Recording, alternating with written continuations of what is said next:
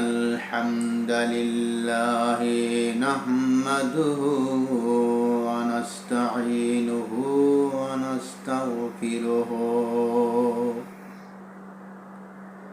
وأشهد أن لا إله إلا الله وحده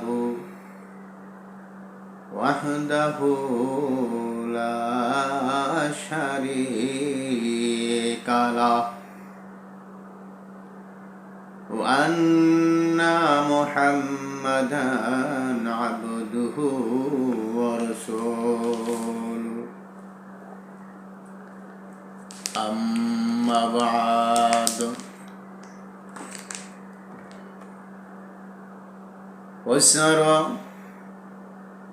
سرق أخ له من قبل فأسرها يوسف في نفسه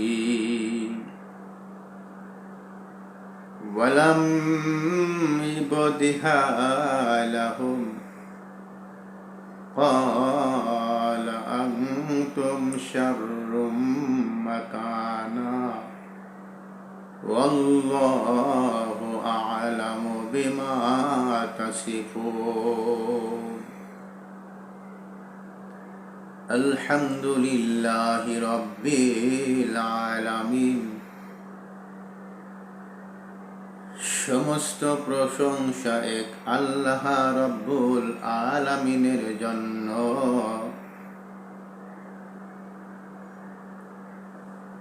আল্লাহ রব্বুল আলামিন পবিত্র কুরআনুল কারীম সূরাতুল ইউসুফের মধ্যে কত সুন্দর করে আরবি ভাষায়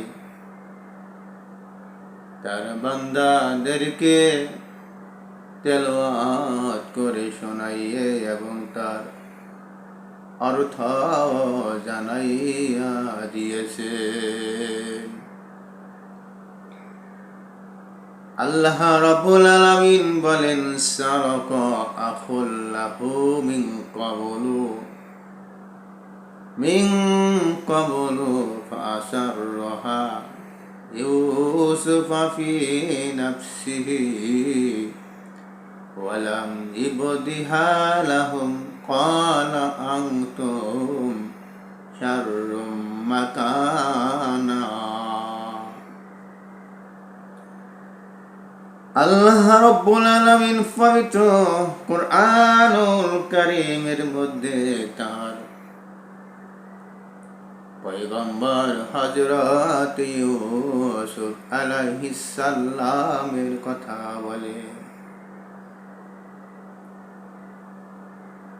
বন্ধুরা আমার, আল্লাহ রাব্বুল আলামিন তার পয়গম্বর হযরত ইউসুফ আলাইহিস সালামের কথা এখানে ধরে তুলছেন। ভাইয়েরা আমার, আল্লাহর পয়গম্বর হযরত ইউসুফ আলাইহিস সালাম যখন মিশরের জমিনে রাজ্যত্ব পেয়ে গেল, ক্ষমতা পেয়ে গেল,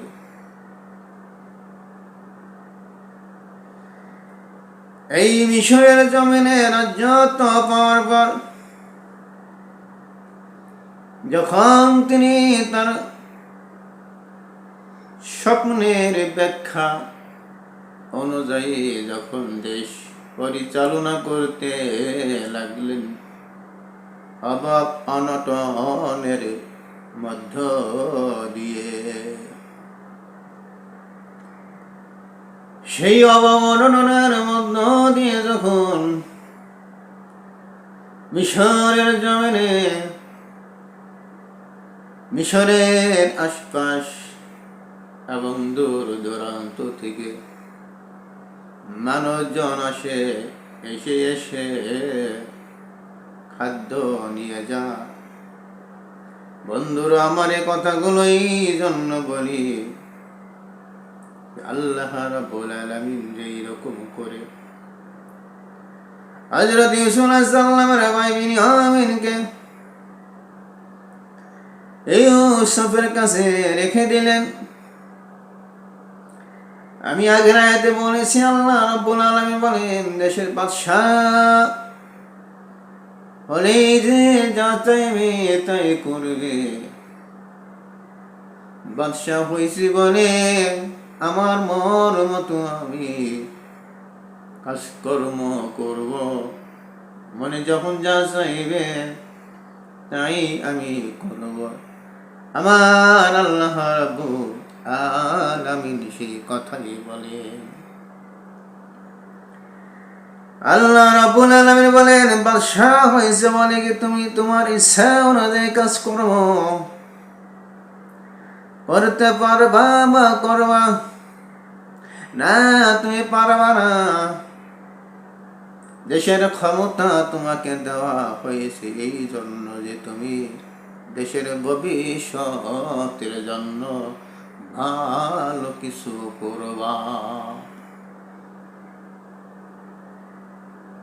আল্লাহ রাব্বুল আলামিন তার পয়গম্বর হযরত ইউসুফ আলাইহিস সালামের ভাই বিনিয়ামিনকে আল্লাহ তাআলা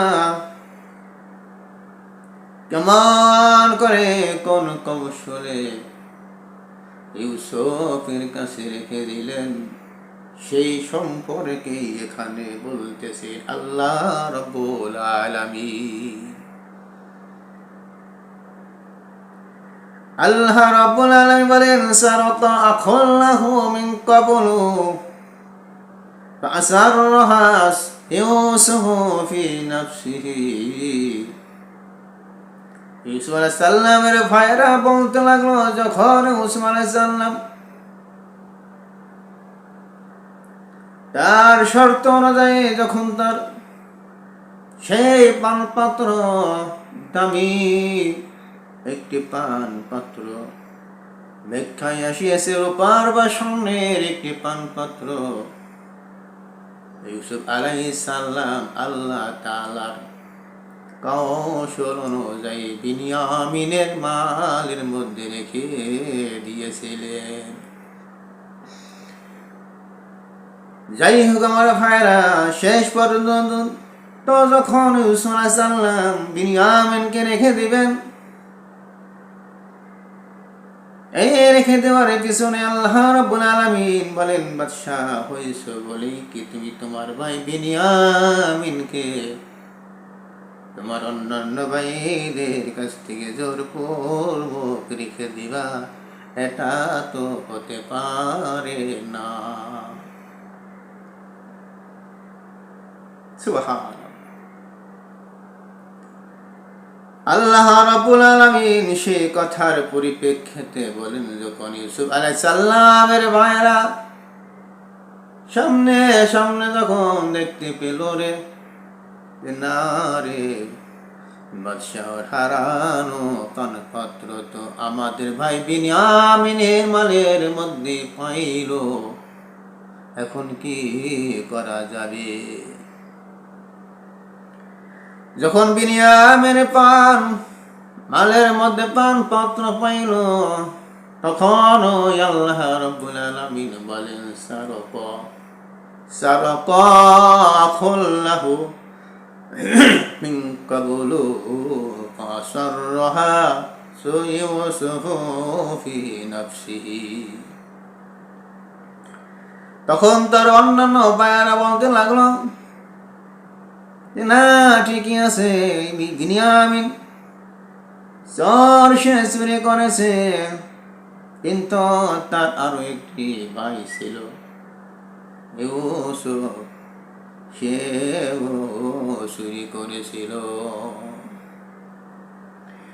কিন্তু আল্লাহ রাব্বুল আলামিন কৌশল অনুযায়ী ইউসুফকে জানিয়ে দিলেন সব এই সব তুই কিন্তু এই মুহূর্তে তোমার মনের কথা প্রকাশ করতে পারবা না, আরো সময় রয়েছে ইউসুফ বলার জন্য, তখন তুমি বলবা। তাই এই কথাগুলো ইউসুফ আলাইহিস সালাম মনের মধ্যে লুকিয়ে রেখে দিয়েছিলেন, গোপন করে রেখে দিয়েছিলেন এবং তাদের কাছে প্রকাশ করল না। সে মনে মনে বলল, তোমাদের অবস্থা হীনতা এবং তোমরা যা বলছো, যা করছো, এগুলো সবাই আমার আল্লাহ তাআলা শুনছেন বা শোনেন এবং অবগত হইয়াছে। অতএব মনে রাখো, এখন তোমরা যা কিছু বলতেছো এর পরিণাম বিনিময় তোমাদেরকে এই দিন অবশ্যই কেসারা দিতে হবে। বন্ধুরা আমার, আবার আল্লাহ রাব্বুল আলামিন বলেন, এই ইয়াসিরক ফাকাত সারাকা আখাল্লাহু মিন ক্বাবলু, বিনিয়ামিনের বস্তার মধ্যে যখন মাল পেয়ে গেল, আবার সেই স্বর্ণের পাত্র পেয়ে গেল রে, তখন ওই সেই চুরি করেছে এমন যেমন বলল ইতিপূর্বে তার ওই সব চুরি করেছিল, এই কথাটা এখানে উল্লেখ করা হয়েছে যে ইউসুফ আলাইহিস সালাম একজন, সেও এইরকম করে চুরি করেছিল রে, তার ভাই সহোদর ভাই এই জন্যই চুরি করেছে। বন্ধুরা আমার, এইরকম করে প্রমাণ চেষ্টা করলো এবং বিনিয়ামিনের অপরাধ প্রমাণ করার জন্য তার ভাই ইউসুফকে আলাইহিস সালামকেও দোষী করে ফেললো। যে বিনিয়ামিনের সঙ্গে সঙ্গে এখন ইউসুফকে, সেই ইউসুফের কথাও এখানে ধরে তুললো তার অন্যান্য ভাইয়েরা।